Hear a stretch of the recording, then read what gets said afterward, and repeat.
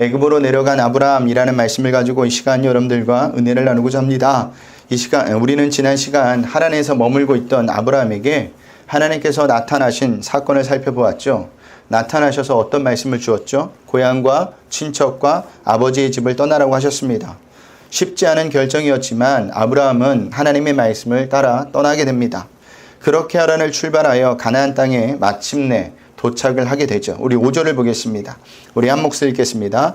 아브라함이 그의 아내 사라와 조카 롯과 하란에서 모은 모든 소유와 얻은 사람들을 이끌고 가나안 땅으로 가려고 떠나서 마침내 가나안 땅에 들어갔더라. 아멘. 자, 성경은요 아주 간단하게 하란을 떠나 가나안 땅에 도착한 것으로 표현하고 있지만 하란에서 가나안까지 거리는 무려 700km가 넘는다고 합니다. 그 당시 교통을 생각한다면 일주일 이상의 시간이 소요되었을 겁니다. 자, 그리고 먼 거리를 이동하는 동안 얼마나 많은 위험도 있었겠습니까? 아브라함에게는요 적지 않은 재산도 있었어요. 그 의미는요 도적대의 표적이 될 수 있는 처지였다라는 겁니다. 이 모든 것을 종합해보면 아브라함은 아주 무모한 여행을 시작한 것이나 다름이 없었습니다. 여러분, 믿음의 여정은요 세상 기준으로 볼 때 굉장히 무모해 보일 수 있습니다. 하지만 하나님이 함께 하시는 여정이라면 이보다 안전한 것은 없는 것을 믿으셔야 합니다. 하나님이 보호하시고 지키시는데 누가 감히 아브라함을 공격할 수 있겠습니까? 없다라는 사실이에요. 하지만 세상은 그렇게 말하지 않죠. 세상 기준으로 볼 때 말씀대로 살면 어떻게 된다고 이야기하죠? 딱 망하게 생겼다라고 이야기합니다. 그런데 정말 그럴까요? 그렇지 않아요. 아브라함의 인생을 한번 보세요. 말씀을 따라가서 망했습니까? 안 망했습니다. 아브라함은 무사히 가나안 땅에 도착을 하게 됩니다. 이처럼 하나님을 따라가는 인생은, 하나님과 함께하는 인생은 하나님께서 책임져 준다는 사실을 분명히 아셔야 합니다. 자, 그런데 아브라함이 처음부터 도착한 것이 좋았을까요? 오늘 성경을 보면요 그렇지 않다는 것을 발견할 수가 있습니다. 자, 우리 6절을 보겠습니다. 한 몫을 읽겠습니다. 아브라함이 그 땅을 지나 세겜 땅 모래 상수리 나무에 이르니 그때 가나안 사람이 그 땅에 거주하였더라. 아멘. 자, 아브라함이 세겜 지역 모레네 땅에 도착을 하였습니다. 주인이 없는 땅이었나요? 아니죠. 오늘 본문을 보니까 가나안 사람이 그 땅을 이미 차지하고 있었다고 합니다. 어떻게 이럴 수가 있을까? 하나님의 말씀을 따라왔는데 와서 보니 주인이 있는 땅이었습니다. 그때 아브라함은 어떤 생각을 가지고 있었을까요? 내가 제대로 온 것은 맞나? 내가 속은 것은 아닌가? 아브라함도 사람인데 이런 생각을 가지고 있지 않았을까요? 우리도 마찬가지죠. 우리가 착각하는 것이 무엇이냐? 하나님을 따라가는 인생은, 말씀을 따라가는 인생은 항상 좋은 일만 기다리고 있을 것이라는 착각을 합니다. 그런데요 하나님은 우리를 그렇게 인도하지 않으신다라는 거예요. 만약 우리가 생각한 대로 좋은 일만 있게 해주신다면 그 어느 누가 하나님을 믿지 않겠습니까? 하나님을 믿지 말라고 해도 이 세상 모든 사람들이 하나님을 믿게 될 겁니다. 하지만 성경을 보면요 그렇지 않다는 것을 금방 알 수가 있어요. 요셉의 삶을 볼까요? 하나님께서 요셉과 함께 하시는데도 그는 노예로 팔려갑니다. 그것도 모자라 억울한 누명을 쓰고 감옥에 갇히게 되죠. 그 기간이 무려 13년 동안 이었다라는 사실이에요. 1, 2년이 아닙니다. 13년입니다. 다윗은 어떻죠? 하나님께서 이스라엘 차기 왕으로 선택하셨지만 다윗은 그때부터 10년 동안 사울 왕에게 쫓기는 신세가 되고 맙니다. 목숨을 부지하려고 다른 나라로 피신도 해보고 침을 질질 흘려가며 바보처럼 사는 연기까지 해야 했습니다. 그렇다면 요셉과 다윗의 삶을 어떻게 설명하실까요? 하나님께서 잘못 인도하고 계신 겁니까? 아니죠. 요셉도 다윗도 하나님께서 인도하신 삶이 맞습니다. 그때 우리가 알아야 할 것은요 하나님께서 우리를 고난과 고통으로 있는 삶으로 인도하셨다면 그럴 만한 이유가 있다라는 것을 믿으셔야 한다라는 사실이에요. 성도에게 임하는 고난과 고통은 그냥 주어지고 임하는 것이 아니라 필요하기 때문에 하나님께서 우리에게 허락하신다는 사실이에요. 그것을 왜 믿어야 되느냐? 하나님은 우리를 향해 항상 선하시기 때문입니다. 하나님은요 선하시기 때문에 결코 당신의 백성을 망하는 자리로 인도하지 않는다는 사실이에요. 왜 많은 사람이 교회를 다니면서도 변하지 않을까요? 10년 전이나 20년 전이나 30년 전이나 왜 똑같느냐? 바로 이 사실을 믿지 않기 때문이에요. 그래서 그 과정을 통과하지 못하는 겁니다. 하나님께서는요, 고난과 고통의 시간도 우리에게 필요해서 주시는 겁니다. 그래서 우리의 신앙이, 믿음이 성장하기 때문에 그 시간들을 주시는 거예요. 이것을 거치지 않고서는요, 절대 신앙과 믿음은 자라나지 않아요. 하나님께서 이스라엘 백성을 출애굽시킬 때도 마찬가지였습니다. 왜 40년이나 광야 생활을 하게 하신 걸까요? 바로 가게 하면 얼마나 좋을까요? 일주일 거리밖에 되지 않는데 하나님의 길을 모르셔서 그랬을까? 아닙니다. 하나님은요, 누구보다도 가장 정확하고 빠른 길을 아시는 분이었습니다. 그런데도 이렇게 하신 이유가 무엇이냐? 우리 신명기 8장 2절을 보겠습니다. 신명기 8장 2절 말씀입니다. 한 목소리 읽어보겠습니다. 내 하나님 여호와께서 24년 동안에 내게 광야 길을 걷게 하신 것을 기억하라. 이는 너를 낮추시며 너를 시험하사 내 마음이 어떠한지 그 명령을 지키는지 지키지 않는지 알려 하심이라. 아멘. 한마디로 과정이었다라는 거예요. 당신의 백성으로 만들기 위한 과정이었다라는 겁니다. 오늘 본문의 아브라함도 마찬가지입니다. 믿음의 사람을 만들기 위해서 지금 훈련을 시키는 거예요. 그때 시험을 받는 자가 해야 할 일은 무엇일까요? 하나님의 선하심을 믿고 그 시험을 통과하는 겁니다. 그래야 신앙이, 믿음이 성장하는 거예요. 아브라함은 그렇게 조금씩 시험을 통과하는 중이었어요. 그런데 시험을 하나 통과했다고 그 시험이 완전히 끝나는 것입니까? 아니에요. 시험을 하나 통과하면 그 다음 시험이 기다리고 있다는 사실을 아셔야 돼요. 하지만 하나님은요, 시험만 주시는 분이 아니에요. 시험을 이길 수 있는 약속의 말씀도 주시는 분이라는 사실입니다. 우리 7절을 볼까요? 우리 한 목소리 읽겠습니다. 여호와께서 아브라함에게 나타나 이르시되 내가 이 땅을 내 자손에게 주리라 하신지라. 자기에게 나타나신 여호와께 그가 그곳에서 제단을 쌓고. 아멘. 내가 이 땅을 내 자손에게 주리라. 이 말씀은요, 하나님께서 다시 한번 아브라함과 하셨던 약속을 확인시켜주는 내용입니다. 왜 확인시켜주죠? 아브라함의 눈앞에 보이는 현실은 흔들릴 수밖에 없는 현실이기 때문이에요. 내가 잘못 온 것은 아닌가? 내가 하나님께 속은 것은 아닌가? 이런 잘못된 생각을 바로잡기 위해서 하나님께서 약속의 말씀을 다시 한번 상기시켜 주었다는 사실입니다. 이처럼 하나님께서는요, 우리의 신앙과 믿음이 흔들릴 때 찾아오시는 분이세요. 찾아오셔서 다시 한번 당신의 약속을 확인시켜 주시는 분이십니다. 그때 우리가 해야 할 일은 하나님께서 말씀하신 약속을 붙들고 의심하지 말고 그 길을 걸어가야 한다는 거예요. 보세요. 하나님께서 다시 한번 아브라함과 하셨던 약속을 확인시켜 주자 아브라함은 어떻게 하죠? 그곳에서 제단을 쌓게 됩니다. 제단을 쌓았다는 것은요, 아브라함이 다시 한번 하나님의 약속을 기억하며 마음을 다잡았다는 의미이기도 합니다. 이처럼 예배는요, 하나님께로부터 멀어졌던 내 마음을 다시 추스르는 일입니다. 내가 주인으로 살았던 삶을 다시 하나님을 주인으로 인정하는 일입니다.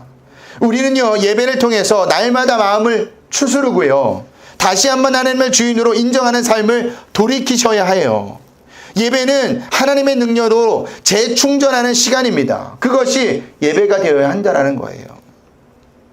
여기서 한 가지 더 살펴볼 것이 있는데, 그것은요, 하나님께서는 아브라함을 한 번에 바꾸려 하지 않고 단계적으로 바꾸고 계시다라는 사실이에요. 하나님께서 아브라함에게 처음 나타나셨을 때는 세상으로부터 분리를 위해서였습니다. 그래서 아브라함에게 나타나셔서 어떤 말을 하셨어요? 너는 너의 고향과 친척과 아버지의 집을 떠나라고 하신 겁니다. 그리고 오늘 본문에서는 나타나신 이유는요, 아브라함과 교제하기 위해서였어요. 그 결과 갈대아 우르와 하란에서는 제단이 없었지만 이때부터 아브라함이 제단을 쌓기 시작한다라는 거예요. 그리고 하나님의 이름을 부르기 시작했다라는 사실입니다. 이 말은요, 세상으로부터 실질적인 분리가 이루어지고 난 다음에야 하나님과의 교제가 시작된다라는 의미예요. 이 말은 세상으로부터 완전한 분리가 되지 않는 자는 하나님께 온전한 예배를 드릴 수 없다는 말이기도 합니다. 왜 많은 사람들이 예배에 목숨을 걸지 못할까요? 왜 예배가 삶의 전부가 되지 못할까요? 그 이유는요, 아직까지 세상과 완전한 분리가 없기 때문입니다. 아직까지 세상 것을 놓지 못한 거예요. 그것을 붙잡고 있어야 마음이 안심한 겁니다. 그것을 놓치면 끝나버리는 것라는 생각 때문에 그것을 놓치지 않는 거예요. 그래서 예배 올 때 몸만 와 있는 경우가 많은 겁니다. 예배 나오면서 하나님 앞에 나오면서도 생각은 딴 데가 있어요. 근심 걱정을 하죠. 몸은 이곳에 와 있지만 마음은 저 멀리 가 있습니다. 그 예배를 하나님께서 받으실까요? 받지 않으세요. 하나님 앞에 예배 드리러 나올 때는요, 예배 방에 모든 되는 것을 집에 두고 나오셔야 합니다. 그럴 때 하나님이 기뻐하시는 참된 예배를 드릴 수 있다니까요. 여러분들에게 부탁드리겠습니다. 예배는요, 미리 준비하고 오셔야 하는 겁니다. 시간이 되어서 오는 것이 아니라 마음의 준비를 하고 하나님께 예배하는 마음을 갖고 나오셔야 하는 거예요. 그게 진짜 예배를 드리는 겁니다. 자, 아브라함은 하나님을 다시 만난 그곳에서 제단을 쌓고요, 베델 동쪽으로 산으로 움직입니다. 그리고 다시 그곳에서 제단을 쌓죠. 우리 8절 9절을 보겠습니다. 우리 한 목소리 읽겠습니다. 거기서 베델 동쪽 산으로 옮겨 장막을 치니 서쪽은 베델이요 동쪽은 아이라. 그가 그곳에서 여호와께 제단을 쌓고 여호와의 이름을 부르더니 점점 남방으로 옮겨갔더라. 아멘. 아브라함은요, 가는 곳마다 제단을 쌓습니다. 자, 의미는요, 그 의미는 가는 곳마다 하나님과 교제를 했다라는 거예요. 이것이 중요해요. 아브라함이 대단한 업적을 남긴 것도, 대단한 도시를 건설한 것도 아니지만 어디를 가든지 제단을 쌓은 것을 볼 때 그는요, 하나님을 절대 놓치지 않았다라는 사실이에요. 이것이 성도가 이 땅에서 걸어가야 할 길이에요. 하나님께서는요, 우리에게 대단한 것을 하라고 하지 않아요. 대단한 것을 남기라고 하지도 않습니다. 그런데도 우리는 자꾸만 하나님을 위해 대단한 것을 하려고 합니다. 이것은요, 잘못 생각해도 한참 잘못 생각한 거예요. 하나님께서 저와 여러분들에게 원하시는 것은요, 무엇인지 아십니까? 하나님과 교제하며 당신을 놓치지 않는 것이며 당신을 끝까지 의지하는 삶을 우리에게 원하신다는 사실입니다. 그래서 우리에게 예배를 자꾸 요구하시는 거예요. 날마다 우리 함께 하시기를 요구하시는 겁니다. 그것이 제단을 쌓는 것이며 그것이 하나님께 예배하는 삶이라는 거예요. 1시간 예배를 드린다고 해서 내가 예배의 삶을 다 산 게 아니라 예배를 통해서 우리의 삶이 하나님과 동행하고 하나님을 의지하고 하나님을 바라보는 삶이 되어야 한다는 겁니다. 그게 예배의 삶이라는 거예요. 그것이 하나님께서 우리에게 원하시는 삶이라는 사실입니다. 그래도 그 삶을 살아도 계속 우리가 하나님만을 바라볼 것 같죠? 절대 그렇지 않아요. 순간순간 또 놓치게 되고요, 세상으로 나가게 되어 있습니다. 오늘 본문 아브라함도 마찬가지예요. 하나님을 끝까지 놓치지 않는 삶을 살아야 되는데 오늘 본문을 보면요, 그러지 못하는 것을 우리가 발견합니다. 우리 10절을 볼까요? 한 목소리 읽겠습니다. 그 땅에 기근이 들었으므로 아브라함이 애굽에 거류하라고 그리로 내려갔으니 이는 그 땅에 기근이 심하였음이라. 아멘. 자, 제사를 드리고 아브라함과 가족들은 남방으로 옮겨갔습니다. 왜 남방으로 계속 옮겨갔을까? 가는 곳마다 땅을 차지하고 있는 자들이 있었기 때문이에요. 한마디로 정착할 수 없는 환경이었다라는 겁니다. 그런데 엎친 데 덮친 격으로 그 땅에 무엇이 듭니까? 기근이 들어요. 그것도 어떤 기근입니까? 심한 기근이라고 표현하고 있습니다. 아브라함은 유목민이었기 때문에 기근은 큰 문제로 다가왔을 거예요. 믿음의 여정은 언제나 이렇게 냉혹합니다. 하나님께서 가라고 해서 왔는데 이번에는 심각한 기근입니다. 이해가 되십니까? 하나님을 모르고 믿지 않을 때도 잘 먹고 잘 살았는데 왜 제대로 믿어보겠다는 사람에게 이런 일이 닥칠까요? 하나님을 안 믿을 때는 그럭저럭 잘 살았는데 하나님을 믿기 시작하면서부터 먹고 사는 일이 힘들어지는 경우가 있습니다. 왜 이런 일이 생기는 걸까요? 답은 분명해요. 하나님을 믿기로 결정했기 때문이에요. 더 이상 바벨탑을 쌓지 않고 이제부터 제단을 쌓기로 마음을 먹었기 때문입니다. 하나님의 제단을 쌓고 하나님을 의지한다는 선포를 했기 때문이에요. 믿음으로 살 것을 선포하고 더 이상 자신과 세상이 아닌 하나님을 의지하겠다고 결심했기 때문이라는 겁니다. 그래서 사탄이 우리를 시험하는 겁니다. 그때 하나님은요, 이 믿음이 진짜인지 가짜인지 확인해 보겠다는 겁니다. 이것이 믿음의 첫 번째 시련이요, 첫 번째 관문이에요. 그런데 첫 번째 시험은요, 대부분 어떤 일로 오는지 아십니까? 먹고 사는 일에 와요. 자기 믿음이 어떠한지를 알 수 있는 가장 쉬운 길은요, 배고픔을 겪는 것입니다.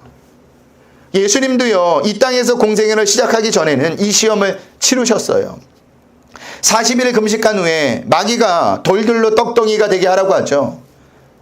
무슨 의미입니까? 당장 그 배고픔을 해결하라는 겁니다. 이에 예수님이 어떻게 대답을 하죠? 우리 마태복음 4장 4절을 볼까요? 한 몫을 읽겠습니다. 예수께서 대답하여 이르시되 기록되었을 때 사람이 떡으로만 살 것이 아니요 하나님의 입으로부터 나오는 모든 말씀으로 살 것이라 하였느니라 하시니. 아멘. 사람이 떡이 아닌 하나님의 말씀으로 산다고 하시죠. 우리의 믿음은 여기서부터 출발하셔야 합니다. 갈 때 우리의 삶과 하나님이 인도하시는 가난의 삶은 어떻게 대비가 되느냐? 사람이 떡으로 사느냐, 떡이 아닌 말씀으로 사느냐의 갈림길입니다. 먹는 것이 있고 돈이 있을 때는 답하기 쉬워요. 나는 떡으로 살지 않고 돈으로 살지 않겠다고 말해도 당장 먹고 살 게 있기 때문입니다. 그런데 정말 돈이 다 떨어졌을 때 선뜻 대답하기가 힘들어요. 하나님의 말씀으로 산다고 말하기가 어렵다니까요. 이때 믿음의 뿌리가 드러나는 겁니다. 믿음이 없는 뿌리는 어떻게 되느냐? 다시 먹고 사는 문제 세상으로 달려가게 되어 있다라는 사실이에요. 막상 돈이 없는 현실에 부딪히니 그동안 하나님의 말씀보다 돈으로 살았던 자신을 발견하게 된다라는 사실입니다. 아브라함이 바로 그 위기에 처한 거예요. 딱 그 모습이라는 거예요. 가나안 땅에는 아브라함을 도와줄 사람이 아무도 없었어요. 하나님만 바라보고 왔는데 갑자기 하나님이 보이지 않는 것 같은 겁니다. 하나님이 다시 나타나셔서 믿음이 흔들리지 않도록 붙잡아 주시면 좋았는데 하나님은요, 그때 나타나지 않으세요. 아브라함 입장에서는요, 어떤 생각이 들까요? 하나님께 속았구나. 이 사태를 어떻게 해결할 것인가 생각했을 거예요. 그렇게 생각한 끝에 아브라함이 결단을 내리죠. 어떤 결단이죠? 애굽으로 내려가는 결단을 합니다. 애굽이 어떤 곳입니까? 물이 풍부한 곳이에요. 그 말의 의미는요, 기근이 없는 땅이라는 겁니다.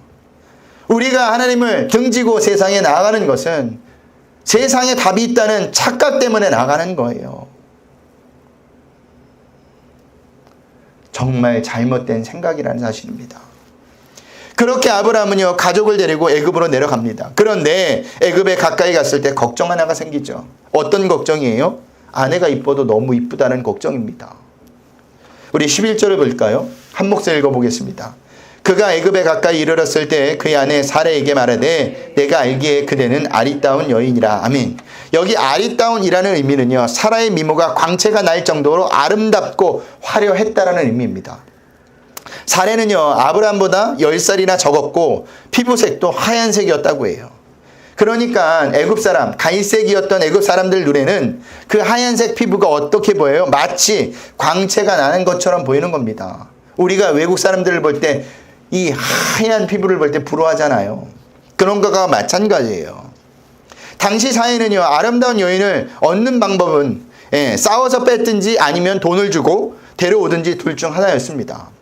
그래서 아브라함은요, 자기의 목숨을 부지하기 위해서 아내라고 하지 말고 누이라고 하자고 합니다.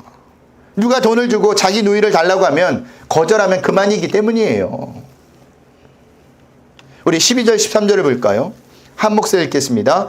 애굽 사람이 그들을 볼 때 이르기를 이는 그의 아내라 하여 나는 죽이고 그대는 살리리니 원하건대 그대는 나의 누이라 하라. 그러면 내가 그대로 말미암아 안전하고 내 목숨이 그대로 말미암아 보존되리라 하니라. 아멘. 자, 아브라함이 이렇게 복잡한 계산을 한 이유가 무엇일까요? 살 길을 찾아야 하기 때문입니다. 이것은 누구나 당연한 거예요. 누가 죽을 길을 택합니까? 살기 위해서 애굽으로 내려왔고 살기 위해 아내를 누이라고 속이기로 마음먹은 겁니다. 그리고 실제로도 그 아내는 그의 아브라함의 이복 누이였습니다. 하지만 지금 사례는 누구입니까? 아브라함의 아내예요. 그러니 아내가 아니고 아니라 누이라고 속인 것은 분명한 거짓말이었습니다. 여기서 아브라함이 놓치고 있었던 것이 있었어요. 그것은요, 생명은 하나님의 손에 달려 있다라는 거예요. 그런데 아브라함은 자기 목숨이 사라로 말미암아 보존된다고 착각하고 있는 거예요. 13절에 그것을 2번이나 반복하죠. 그대는 나의 누이라 하라. 그러면 내가 그대로 말미암아 안전하고 내 목숨이 그대로 말미암아 보존되리라 라는 말에서 볼 수가 있습니다. 그래서 아내를 누이라고 거짓말한 거예요. 근데 생명은요, 인간의 손에 있지 않아요. 하나님의 손에 있다라는 사실을 아셔야 합니다. 인간이 자기 생명을 지킨다고 노력을 해도 하나님이 가져가시면, 불어가시면 그 생명을 지킬 수가 없는 거예요. 우리 주변에 그런 사람들 많이 보잖아요. 저 사람은 아프지 않을 것 같아. 음식도 조절해서 먹고 꾸준히 운동을 하고 모든 생활들이 거의 완벽에 가까워. 그런데 어느 날 소식이 들려오는 겁니다. 그 사람이 암에 걸렸대. 그리고 시름시름 앓다가 죽었대. 그럼 우리가 의아하게 생각하죠. 그렇게 열심히 운동을 했는데, 그렇게 철저히 계획하고 살았는데 어떻게 그럴 수가 있지? 그때 우리는 느끼셔야 합니다. 아, 인간의 생명은 우리에게 있는 것이 아니구나. 하나님에게 있는 것이구나 생각해야 한다는 사실입니다. 이것을 우리가 바로 생각을 할 때 우리는 다른 길로 가지 않아요. 다른 방향으로 가지 않는다는 사실입니다. 보세요. 아브라함이 계획한 대로 되어졌습니까? 처음에는 잘 되어진 것 같았어요. 왜냐하면 애굽 사람들이 사례의 미모를 보고 다 칭찬을 했기 때문이죠. 그런데요, 전혀 예상치 못한 방향으로, 그것도 아브라함이 전혀 손쓸 수 없는 방향으로 흘러가게 됩니다. 우리 14절 15절을 보겠습니다. 한 몫을 읽겠습니다. 아브라함이 애굽에 이르렀을 때 애굽 사람들이 그 여인이 심히 아름다움을 보았고 바로의 고관들도 그를 보고 바로 앞에서 칭찬함으로 그 여인을 바로의 궁으로 이끌어 들인지라. 아멘. 사례의 아리따움을 보고 바로가 궁으로 끌어들였다고 합니다. 바로가 누굴까요? 애굽의 왕이에요.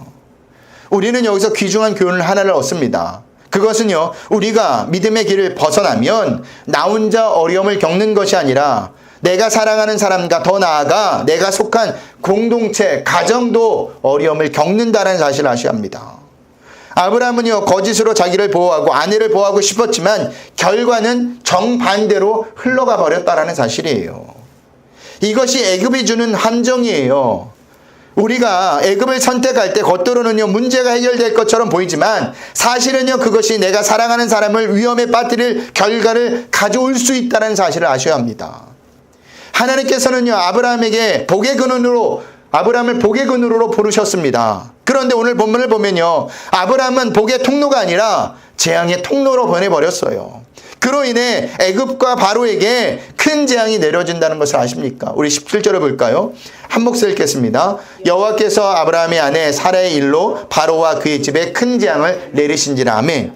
자, 우리의 믿음 없는 모습 때문에 우리 이웃이 세상에 고통을 당하는 경우가 있습니다.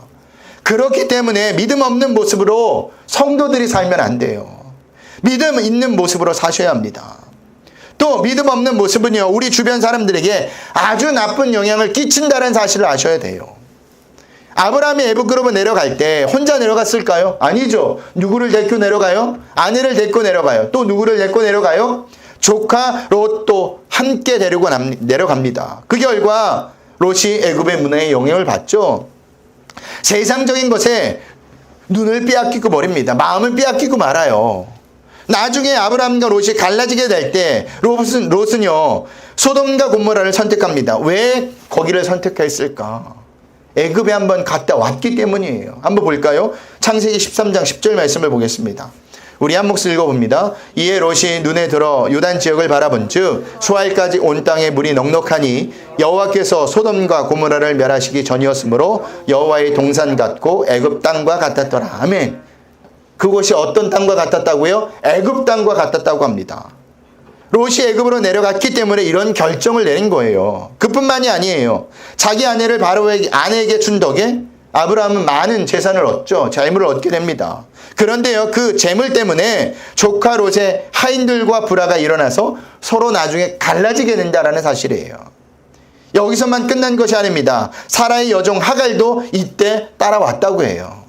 그 결과 지금까지도 아브라함의 후손인 이스라엘과 이스마엘 후손인 아랍 사람들이 계속해서 싸우고 있는 겁니다.